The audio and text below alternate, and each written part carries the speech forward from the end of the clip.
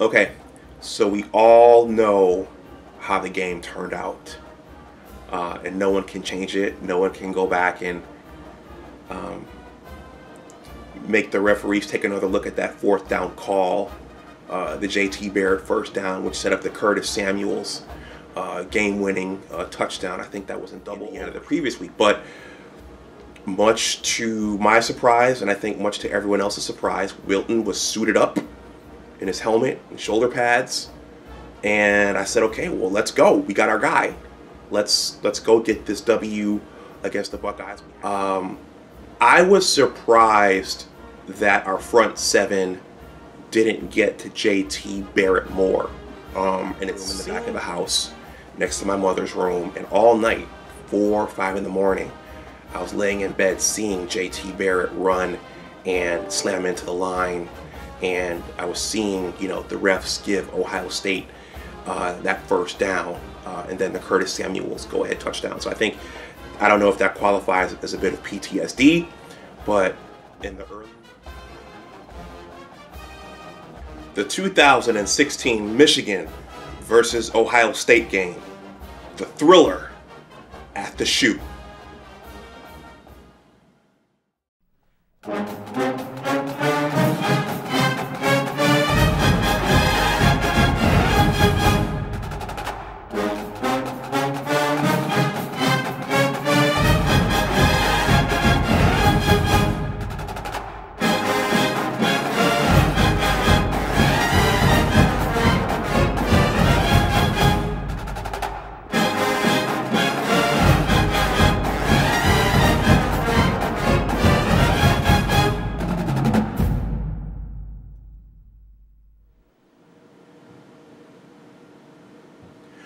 Welcome back to my channel.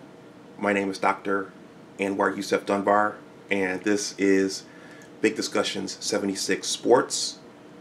First of all, please like this video, please share it, and please subscribe to my channel.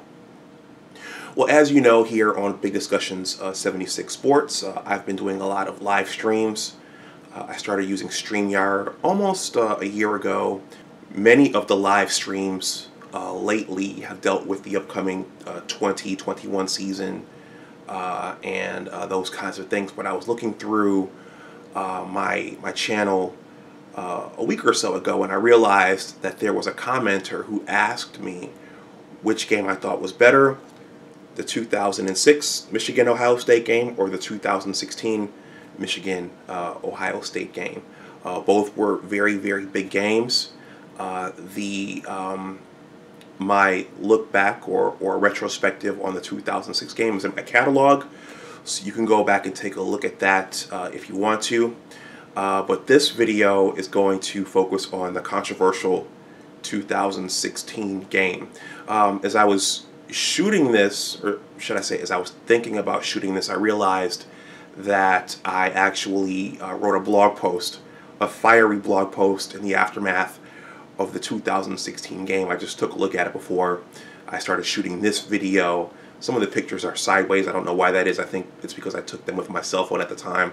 So I'll have to go back and try to rectify that. But it's there. I'll leave the link below in case you want to go take a read. It discusses my emotions and thoughts in the aftermath of the game, but also the selection of the college football playoff that year, which I'm sure I'll discuss in this video as well. I also realized that I shot about 3 videos. I shot 3 videos discussing 3 quarterbacks which played heavily in these games throughout the years. So I'm going to leave those videos in the description box below. I shot a video on Drew Henson a while ago, and Drew Henson was or is the last Michigan football quarterback to win a game in Columbus. John Navarre beat Ohio State at the Big House. Denard Robinson beat Ohio State at the Big House, but Drew Henson was the last Michigan football quarterback to win down at the Horseshoe in Columbus. I also shot a video on the Ohio State assassin, Troy Smith, That's going to be below. And recently I shot a video on Wilton Speight. And so please take a look at that. That video could use some more likes. Wilton didn't get the win in Columbus, but I thought that I shot that video because of all of the quarterbacks who played under Jimbo at Michigan. Wilton was my favorite.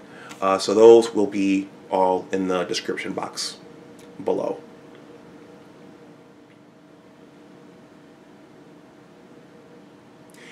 Okay, so we all know how the game turned out. And no one can change it. No one can go back and make the referees take another look at that fourth down call, the JT Barrett first down, which set up the Curtis Samuels game-winning touchdown. I think that was in double overtime. But I want to start off with a brief trip back down memory lane, and just that game was significant for a number of reasons. And one reason is it was 10 years after the 2006 Classic. Again, take a look at my catalog. I recently shot and uploaded that one. But also, in that 10-year span, there was a tremendous amount of turnover in the Michigan football program. I think we went through 3 athletic directors, starting with Bill Martin. Then we went to Dave Brandon, and then we went to Jim Hackett, who was the interim athletic director who hired Jimbo, or Jimmy Snake Oil, as some of you like to call him. In terms of the coaches, we went from Lloyd Carr to Rich Rod to Brady Hoke to Jimbo. And then if you think about all the players, all the quarterbacks, all the players who came in amongst, or should I say in the midst of all of that instability, that was highly significant. And I think we transitioned presidents there too. Mary Sue Coleman, she, I believe, was there when Lloyd retired, and then Mark Schlissel took over. So there was a tremendous amount of turnover just in that 10-year span. And it seemed as though in year 2, it seemed as though the program was back.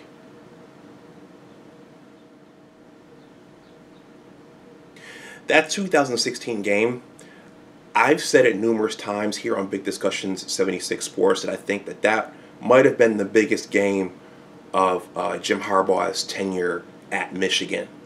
And there are reasons why I say that. I think that to some degree, the Michigan State Blake O'Neill punt debacle game, that was huge. And also 2 years later, after the 2016 game, the 2018 Revenge Tour game, that was a significant game as well. That could have potentially helped to stop the bleeding, and it could have had a positive effect going forward. But I think the 2016 game was the largest or the biggest game of Jim's tenure at Michigan. And so I'm going to talk about that, or I will touch upon that before this video ends.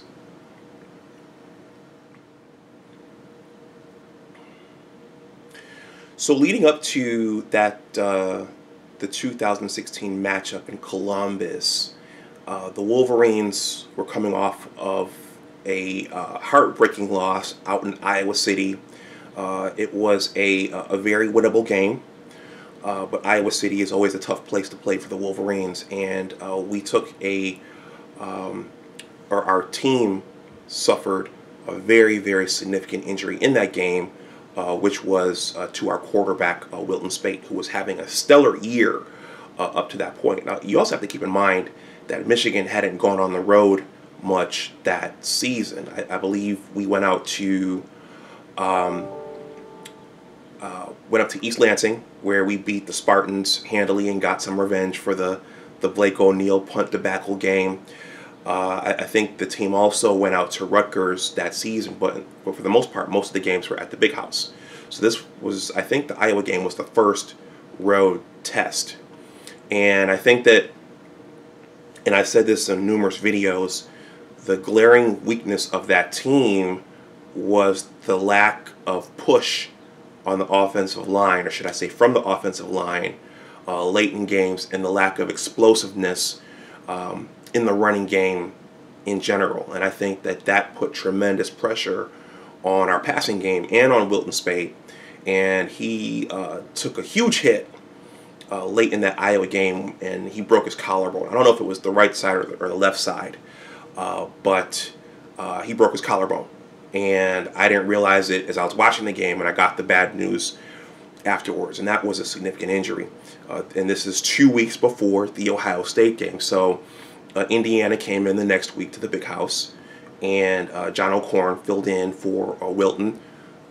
The quarterback change was noticeable as John O'Korn and the offense struggled, but I think it was the running of Davion Smith that helped lift us over the Hoosiers that day, which set up the matchup in Columbus the next week against the Buckeyes.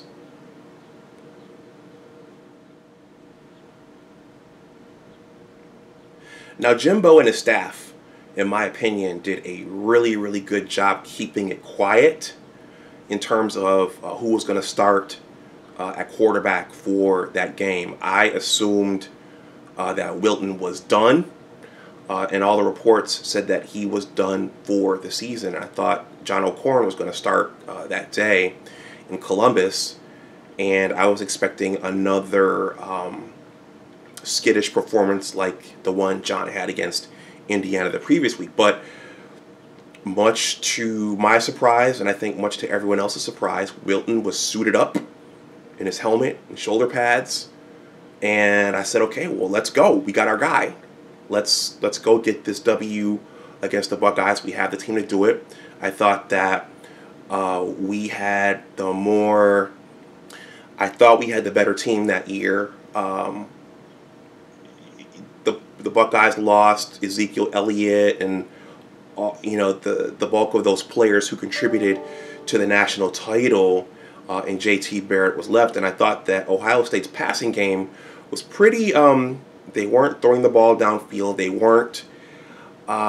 They didn't look impressive. And as a matter of fact, their offensive, the Buckeyes' offensive passing game that year looked very pedestrian. And I said, okay, we've got this. If we can just play, if we can just get the production that we had gotten for the first 8 games, we can win this game. But the game, as we know, it turned out to unfold very, very differently. One of the commenters under my Wilton Speight video, and if you haven't watched it, please go take a look and give it a like. It could use some more likes. I did read a whole passage from a program in there, and it's about 26 minutes long or 24 minutes long, so some viewers might not want to listen for that long. But one of the commenters under that video said, yeah, you could see during the game that Wilton's throwing motion and his velocity was compromised by his broken collarbone. And when I look back at that, I wasn't really looking at that. I was so charged up. We were watching the game at Buffalo Wild Wings on Niagara Falls Boulevard, which unfortunately is the game watch, the official game watch for the Western New York Ohio State Club, so that it gets pretty raucous in there. Well, all I know is that Wilton threw 2 interceptions. One was a pick 6, and the other one I don't think was a pick 6, but I know for the pick 6 there was a free Ohio State defender running at him. And I can only imagine that with a broken collarbone that was still healing, that probably made him a little skittish and a little weary of taking a hit. So I think that his broken collarbone, I think, in that game was very, very significant in terms of how he was able to play and how he was able to throw the ball and run the offense. And he didn't look like the same quarterback for the first 8 games. So I thought that was significant in hindsight. In terms of the defense, in terms of our defense, and I think that was Don Brown's, that was Dr. Defense's first year in Ann Arbor. He replaced DJ Durkin. In terms of our defense against that J.T. Barrett led offense, I was surprised that our front seven didn't get to J.T. Barrett more. And it seemed like J.T. Barrett had all day to sit back there and throw. For many of those plays, he took off running. And for many of those plays, he conspicuously had a lot of time to sit back there and survey the field. And many of us watching, again, we're thinking, why can't Chris Wormley and Maurice Hurst and Ryan Glasgow, why can't they get back there and get him? They were getting close, but he just seemed to have a few more seconds. And Ohio State fan, I'll say it, many of us suspected that there were holding calls going on, that the referees were swallowing their whistles and just kind of looking the other way on. So I suspect, this might sound like sour grapes, but I suspect that a lot of that was going on during that game. Because again, the passing game that year for Ohio State was very, very pedestrian. Out on the edges, we saw something from Don Brown's defense that we would see in subsequent years, which were holding calls on Jordan Lewis and Channing Stribling. These guys were veteran defensive backs, and I was surprised that we were seeing those, but it turned out that that was a hallmark of Don Brown's defense. And so there were numerous, from the Michigan fan base, there were numerous offensive holding calls on Ohio State's offensive line that weren't called, and there were numerous pass interference calls on our defensive secondary that gave Ohio State first downs during that game. And of course, we know Jimbo had several meltdowns on the sidelines as all of this was unfolding. At one point, he threw his play sheet up in the air and went on a rant. And Ohio State, the Big Ten officials, that crew that day, they punished Jim and our team numerous times, giving Ohio State first downs, and which helped keep them in the game.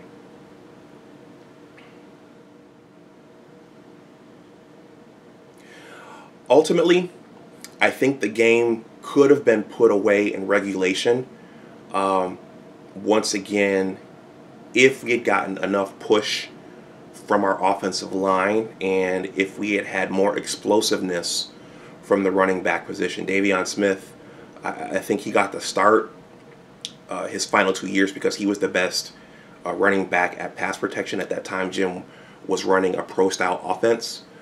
But we just didn't have enough burst and enough explosiveness from the running back position, and not enough push from the offensive line. So we couldn't move the chains on the ground, which again put more pressure on Wilton Speight and the passing game. And I think that we could have put the game away that way. In John U. Bacon's book, Overtime, just so you guys know, I'm not blowing smoke. Dan Deerdorf in one of the chapters made the exact same observation. If we just could have moved the ball on the ground, we could have put the game away, but we couldn't do that. And it came down to 2 overtime sessions, I think one of which we needed a field goal to tie the score to get the game to overtime. So it wasn't the situation that any of us wanted, and it wasn't the situation that you, as a coach and as a team, you want to be in against your rival in potentially the biggest game of the season. And going back to Jimmy Johnson's sage wisdom, Jimmy Johnson coached the Miami Hurricanes during their golden age, and also the Dallas Cowboys. He coached them to 2 Super Bowls. In the documentary The U, Jimmy came out and said he told his team, you don't want to go on the road against a highly ranked opponent and leave the game in the hands of the officials. As we know, that's what happened in the closing seconds of the 2016 Michigan-Ohio State game.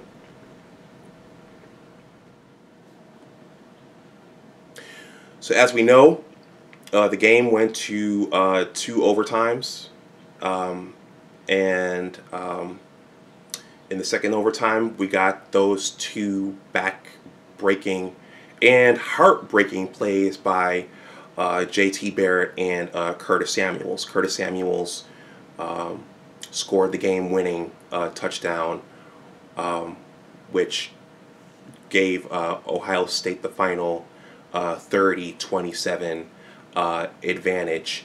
That was one of the most difficult things to watch. Because you almost knew that J.T. Barrett was going to run for that. Their passing game was unimpressive and they couldn't get much done. And you almost just knew that he was going to run for it. And you were just waiting for one of the Michigan defenders to pull him down decisively behind that line of scrimmage. But as you know, he ran and he slammed into linemen. And it was very, very close. And the refs ruled that he made that first down. I think I saw a story about a Buffalo Wild Wings in Columbus that suggested that years later that he didn't make that first down, but the refs marked the ball. They marked it so that he had gotten the first down, and we know that Curtis Samuels scored the game winner. You know, and I think I said this on this channel before, that all night, literally all night, because I was in Buffalo, I was sleeping in my room in the back of the house next to my mother's room, and all night, 4 or 5 in the morning, I was laying in bed seeing J.T. Barrett run and slam into the line, and I was seeing, the refs give Ohio State that first down, and then the Curtis Samuels go-ahead touchdown. So I don't know if that qualifies as a bit of PTSD, but in the early morning hours of that Sunday morning, I was seeing that play in my mind over and over and over again. And of course, all the banter on social media and Twitter didn't help. You had Michigan fans who were saying we got cheated. Ohio State fans said, no, J.T. Barrett got the first down. And you had some sports pundits who said, yeah, Michigan got jobbed. Michigan got hosed. And Ohio State was gifted that first down. So it was tough. But I was seeing that in my sleep, and as I was tossing and turning, thinking about what could have been and how we should have been going to the Big Ten championship game.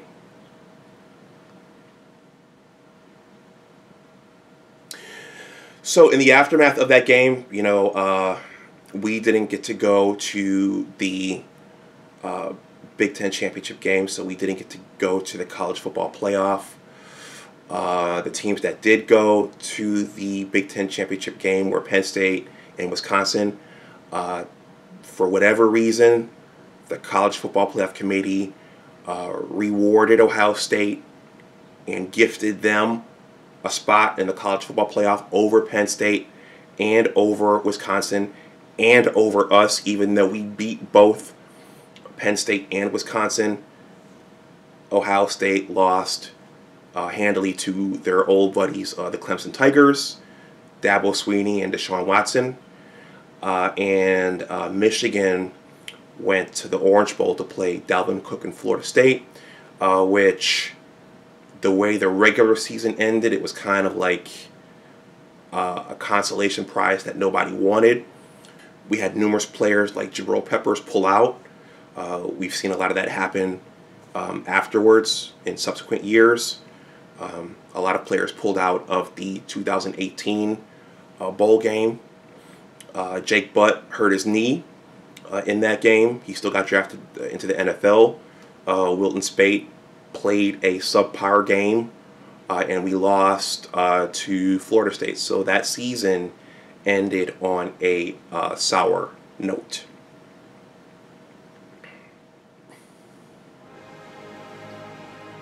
So in closing, I thought that was the most important game of Jimbo's tenure. It was a thrilling game, but for different reasons than the 2006 game 10 years earlier. That was, for the most part, with Brady Hoke's recruits. Those were seasoned players. Those were veteran players. And it's heartbreaking that there was class after class after class that never beat Ohio State.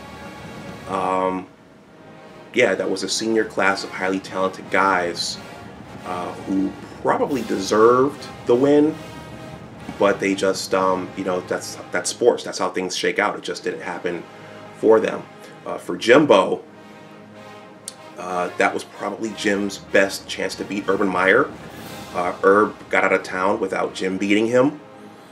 Jim had one more chance to do it in 2018 with his Revenge Tour team, and the coaching staff and the players pissed, well, more so the coaching staff, because it was their job to prepare the team for the game.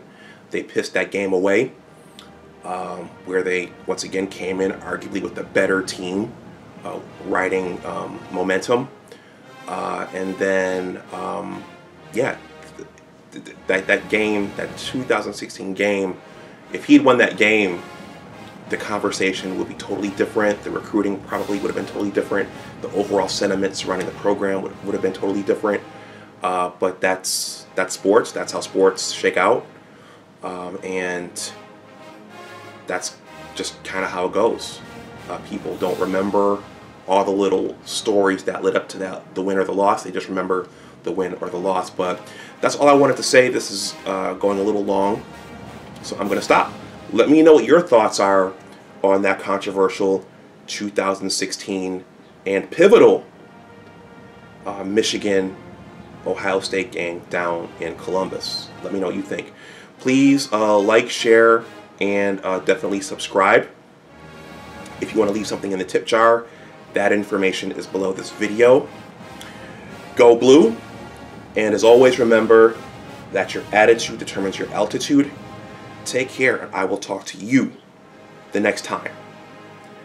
Bye-bye.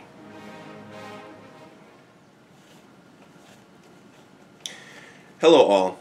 As many of you know, I am very, very detail-oriented, and I wanted to come back and correct myself, or maybe, should I say, elaborate on something.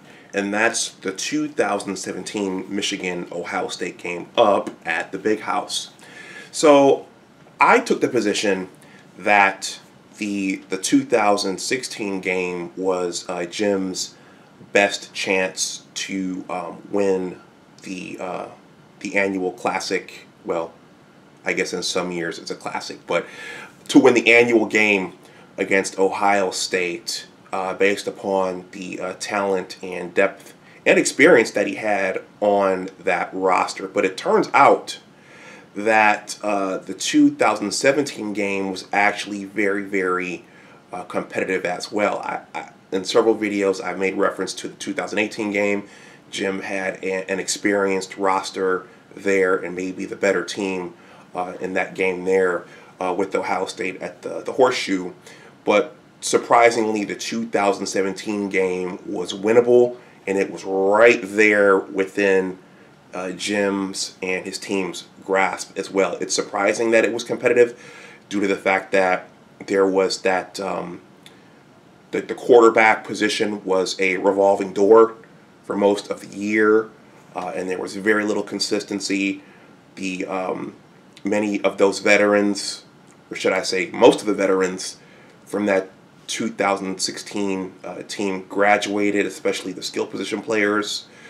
So there was just a lot of instability and inconsistency that year, and it turned out to be a competitive game with John O'Corn starting at the quarterback position. I have to give it to John. He came out and he played a competitive game. We all know how the game ended. There must have been some sort of miscommunication between John and I think the wide receiver he was throwing to was Eddie McDoom, but there was a miscommunication there. But Michigan had the ball at the end of the game and was in position to go for the go-ahead touchdown for the win. But we all know that there was a tragic interception at the end. I thought that, and I'm going to try to keep this short, I thought that when JT Barrett went out of that game, I thought that that was going to be an advantage for us. But that's when Dwayne Haskins made his debut and actually, in my opinion, moved the Ohio State offense more effectively up and down the field than JT Barrett did. So JT Barrett getting hurt actually was a good thing for Ohio State in a way. So I just wanted to say that.